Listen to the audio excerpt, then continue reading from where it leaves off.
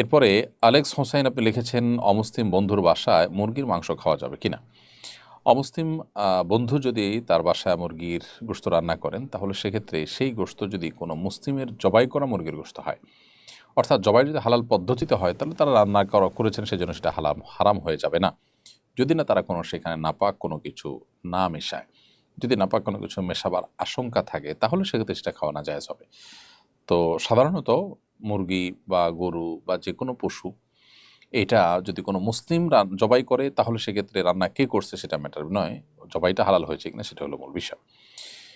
মুসলিম আইনজীবীকে হত্যার পরেও দেশে হিন্দুদের উপর কোনো আক্রমণ হয়নি, বাংলাদেশের মিডিয়া ইতিবাচকভাবে আলোচিত হয়নি, বিষয়টা কিভাবে দেখেন?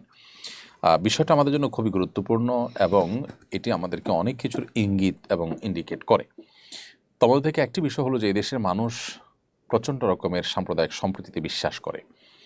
এদেশের মানুষকে অহেতুক আমাদের পার্শ্ববর্তী দেশ বা পশ্চিমা বিভিন্ন দেশ থেকে চাপাচাপি করা হয় সংখ্যালঘুদের অধিকারের কথা বলে, এবং সেই সমস্ত কথার আড়ালে এ দেশের বিরুদ্ধে, দেশের মানুষের বিরুদ্ধে, স্বাধীনতা এবং সার্বভৌমত্বের বিরুদ্ধে নানামুখী ষড়যন্ত্র এখানে চলমান আছে। কখনো পাহাড়িদের উপর ভর করে, কখনো হিন্দুদের উপর ভর করে, এরকম কাজ চলছে।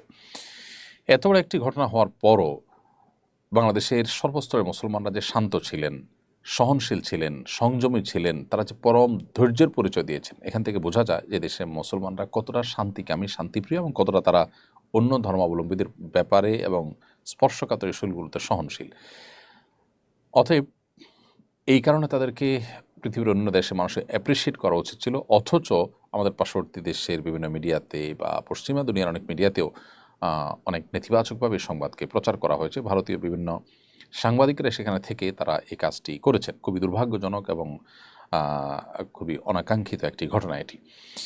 অতএব এখান থেকে বোঝা যায় যে আমাদের মিডিয়াগুলো বা বড় বড় পরাশক্তিগুলো দুর্বল অর্থনীতির দেশ হিসাবে আমাদেরকে তারা নানাভাবে শোষণ করে থাকে, অবিচার করে থাকে। তারা যে সমস্ত ন্যারেটিভ দাঁড় করায়, আলেমুল আমাদেরকে, মাদ্রাসা শিক্ষার্থীদেরকে, ধার্মিকদেরকে জঙ্গি হিসাবে তারা ট্যাগ লাগাবার যে অপচেষ্টা করে, এগুলো সবগুলো যে তাদের পরিকল্পনার অংশ এবং কূটকৌশলের অংশ এবং মুসলমানদের বিরুদ্ধে তাদের ষড়যন্ত্রের অংশ, এগুলো যে বাস্তবতা বিবর্জিত, এই ঘটনা সেটিকে আমাদের কাছে আবারও প্রমাণ করেছে।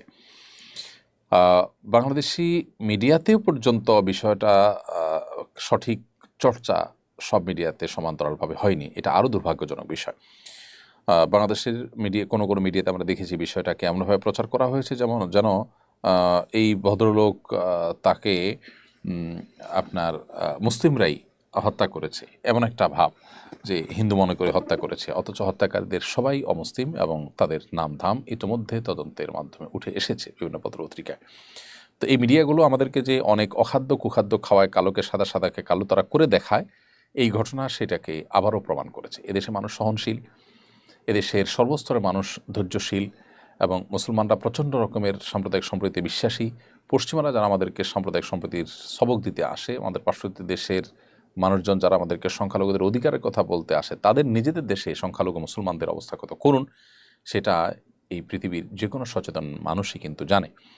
অতএব এই জায়গা থেকে আলহামদুলিল্লাহ আমরা আল্লাহর কাছে শুকর আদায় করতে পারি যে আমরা তাদের চাইতে নৈতিকভাবে অনেক ভালো অবস্থানে রয়েছে। আমাদের দেশে সংখ্যালঘুরা জামায়াতের মতো থাকে এবং তাদের এখানে চাকরির যে হার, ভারতের কথা যদি আমরা চিন্তা করি, সেখানে মুসলমানদের চাকরির হার কিন্তু এত নয়। শুধু ভারত কেন, পশ্চিমা পৃথিবীর অনেক দেশগুলোতে কিন্তু একই চিত্র বিদ্যমান। অতএব এখান থেকে শিক্ষা গ্রহণ করা উচিত। আমাদের অনেক মুসলিম ভাইরাও নিজেরা অনেক খারাপ মনে করেন বা নিজেরা হীনম্মন্যতার মধ্যে ভোগেন। এখান থেকে আমাদের শিক্ষা গ্রহণ করবার যথেষ্ট কারণ রয়েছে। ঝালকাঠির নলছিটিতে জমির জন্য মেয়েরা বাবাকে 8 দিন তালাবদ্ধ করে রেখেছে, এরকম একটি ঘটনা পত্রপত্রিকা এসেছে। বাবার প্রতি সন্তান এ ধরনের আচরণ সম্পর্কে শরীয়তের বিধান কি? দেখুন, যে সন্তানরা এটি করেছে তারা তো কুলাঙ্গার সন্তান, সেটি বলার অপেক্ষা রাখে না। বাবা মাকে যেখানে উফ বলবার সুযোগ নেই, তাদের সামনে যেখানে আপনার সামান্য একটু বিরক্তির ভাব প্রকাশ করবার সুযোগ নেই, সেখানে বাবাকে তালাবদ্ধ করে রেখে তারই সম্পদ, তারই জমিজমার ভাগ নেওয়ার জন্য যে মেয়েরা বা যে ছেলেরা, যে সন্তানরা এ ধরনের কাজ করেছে, তাদেরকে আইনের আওতায় আনা উচিত। যার সম্পদ, এটা তার অধিকার, তিনি জীবদ্দশা সম্পূর্ণ ভোগ করে যেতে পারেন, দান করে যেতে পারেন, কিছু রেখে যেতে পারেন। সেখানে তাকে রীতিমতো বেঁধে বা তাকে তালাবদ্ধ করে রেখে, তাকে আটক করে রেখে তারই সম্পদ দখল করতে চাওয়া, এটা দিন দুপুরে ডাকাতির মতো। এ সমস্ত সন্তানরা সন্তান নয়, তারা কুসন্তান, তারা কুলাঙ্গার, তাদেরকে আইনের আওতায় আনা উচিত এবং তারা দিনই কোনো শিক্ষা, ন্যূনতম মুসলমান বা ইসলামের কোনো ছিটাফোঁটা তারা পেয়েছে বলে মনে হয় না। জান্নাতুল ফাহিমা জিমি এর থেকে আপনি লিখেছেন, পরিবার পরিকল্পনা চাকরি করা কি জায়েজ আছে? পরিবার পরিকল্পনার যদি এমন কোনো ডিপার্টমেন্টে আপনি চাকরি করেন যে ডিপার্টমেন্ট থেকে চাকরি করলে কোনো হারাম বা কোনো খারাপ কাজে আপনাকে ইনভলভ হতে হয় না, তাহলে সেই কাজে আপনি চাকরি করতে পারবেন। আর যদি পরিকল্পনার এমন কোনো ডিপার্টমেন্টে আপনি চাকরি করেন যেখানে আসলে দিন শেষে এমন কাজ করছেন, মানুষকে পরিবার পরিকল্পনার নামে স্থায়ীভাবে জন্ম নিয়ন্ত্রণকরণ, তারপরে আরও ইসলাম বিরোধী বিভিন্ন যে সমস্ত প্রচারণা রয়েছে, বিভিন্ন কর্মকাণ্ড রয়েছে, সেগুলোর সাথে যদি আপনাকে সামিল হতে হয়, তাহলে সেটা আপনার জন্য নাজায়েজ হবে। অর্থাৎ এখানে দেখার বিষয় হলো আপনার ডিউটিটা এক্স্যাক্টলি কী, তার উপর নির্ভর করবে আপনার এই চাকরি হালাল নাকি হারাম সেই বিধান। এরপরে হাশেম রেজা, আপনি আমাদের ইউটিউব চ্যানেলে প্রশ্ন করেছেন, আমি একজন পক্ষাঘাত রোগী, দীর্ঘ 8 বছর যাবৎ আমি হুইল চেয়ারে চলাফেরা করি, আমি প্রস্রাব পায়খানা অনুভব করতে পারি না, আমি ডায়পার ব্যবহার করি, 5 ওয়াক্ত নামাজ পড়ার চেষ্টা করি, কিন্তু অনেক সময় প্রস্রাব হয়ে যায়। এই অবস্থায় আমার কি নামাজ হবে? পরামর্শ দেবেন। ভাই হাশেম রেজা, আল্লাহ তালার কাছে আমরা দোয়া করি আপনার কাছে, আল্লাহ তালা আপনাকে পরিপূর্ণ শেফা দান করুন, শেফায়ে কামেলা আজেলা দান করুন।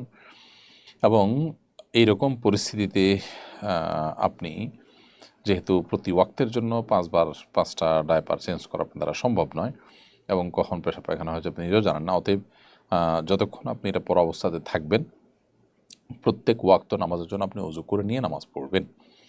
আর যদি প্রতি ওয়াক্তে আপনি ডায়পার চেঞ্জ করতে পারেন, তাহলে ডায়পার চেঞ্জ করে নতুন ডায়পার পরে আপনি প্রত্যেক ওয়াক্তে ওযু করে নামাজ পড়বেন। যেহেতু আপনি আঁচ করতে পারেন না কখন পেশাব বের হয় না হয়, অতএব এরকম পরিস্থিতিতে আপনার জন্য এটি জায়েজ হবে যে আপনি প্রত্যেক ওয়াক্তের জন্য ওযু করে ওই ওয়াক্তের মধ্যে যত নামাজ খুশি আপনি ওই ওযুতে পড়তে পারেন। এর মধ্যে পেশাব বা পায়খানা যদি বেরো হয়, আপনি যেহেতু জানছেন না এবং সেটা নিয়ন্ত্রণ করার সুযোগ যেহেতু নাই, অতএব ইনশাআল্লাহ এই অবস্থা আপনার নামাজ পড়া জায়েজ হবে। প্রত্যেক ওয়াক্তের জন্য ওযু করলে ওই পুরো ওয়াক্তই ওই ওযু দিয়ে আপনি নামাজ পড়তে পারবেন, ওযু ভঙ্গের অন্য কোনো কারণ যদি না পাওয়া যায়।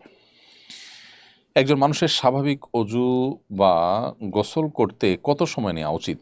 কেউ ওযুর অঙ্গসমূহ ধৌত করার সময় বারবার ঘষতে থাকেন।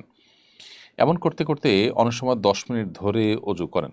এমনও হয় যে এর কারণে নামাজও ঠিক সময় মতো পড়তে পারে না। এক্ষেত্রে করণীয় কী? স্বাভাবিকভাবে ওযু গোসল করতে আসলে কি পরিমাণ সময় লাগবে, শরীয়তের জন্য কোনো সময় সীমা ঠিক করে দেয়নি, তবে কি পরিমাণ পানি লাগবে সেটা কিন্তু বলা হয়েছে। আনুমানিক মিডিয়াম সাইজের গ্লাস আছে, এই গ্লাসের 1 গ্লাস পানি দিয়ে বা একটু কম পানি দিয়ে নবী সাল্লাল্লাহু আলাইহি ওয়াসাল্লাম ওযু করে ফেলতে পারতেন। আর গোসলেও তার খুব সামান্য পরিমাণ পানি লাগতো, যেটা আমাদের কাছে অনেকটা অকল্পনীয়। তো সময়ের ব্যাপারটা হলো যে যদি কেউ ভালোভাবে ডলে ওযু করতে অন্য জনের চেয়ে তার একটু বেশি সময় লাগে, অসুবিধা নেই। কিন্তু আপনি যে পয়েন্টটি উল্লেখ করেছেন যে অনেকে দেখা যায় 10 মিনিট ধরে ওযু করে, এটা তো অস্বাভাবিক, এটা তো অবশ্যই গর্হিত কাজ। সময় আমাকে যে কাজে আমি সময় ব্যয় করব, সেই সময়টা ব্যয় করতে যদি আমি সীমা ছাড়িয়ে চলে যাই, তাহলে সেক্ষেত্রে অবশ্যই সময়েরও অপচয়ের ব্যাপার আছে। আল্লাহ সুবহানাহু ওয়া তাআলার কাছে কিয়ামতের দিন আমাদের সময় সম্পর্কেও কিন্তু জিজ্ঞাসার মুখোমুখি হতে হবে।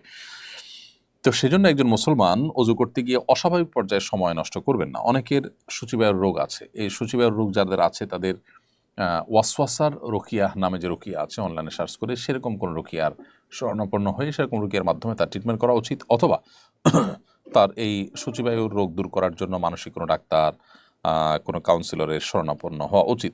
সোজা কথা যে একই অঙ্গ বারবার করে ধুইতে থাকা এটা কোনো জায়েজ কাজ নয়।